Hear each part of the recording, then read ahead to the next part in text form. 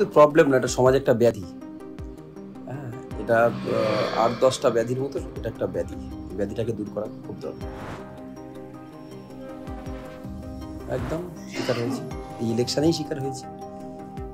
আপনারা জানেন যে গত কয়েকদিন ধরে সোশ্যাল মিডিয়াতে চলছিল, তো দু একজন এটা নিয়ে আমি থানাতে কমপ্লেনও করলাম এবং ১-২ জন অ্যারেস্টও হলো।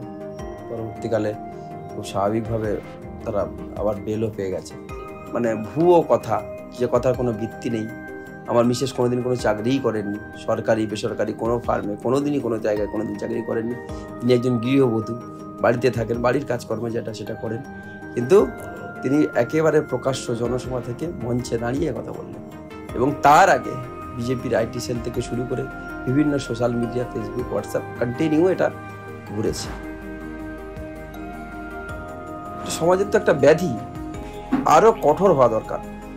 যদি কোনো ভুল কোনো তথ্য পরিবেশিত হয় সোশ্যাল মিডিয়াতে বা অন্যান্য কোনো জায়গায় জনসভায়, তৎক্ষণাৎ যদি কেউ কমপ্লেন করে, সেই কমপ্লেনের এগেইনস্টে কঠোরতম শাস্তি হওয়া দরকার যারা এই সমস্তগুলো করছে।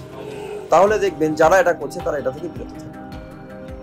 এবং এর জন্য আমার মনে হয় নির্বাচন কমিশন আরো সজাগ হওয়া দরকার। শুধু ইলেকশনের ক্ষেত্রে বলবো না, আগামী দিন পরবর্তীকালে গভর্নমেন্টের, সরকারেরও এটা নিয়ে একটা বড় পদক্ষেপ নেওয়া দরকার আছে এবং কোনো আইন প্রণয়ন করার দরকার আছে বলে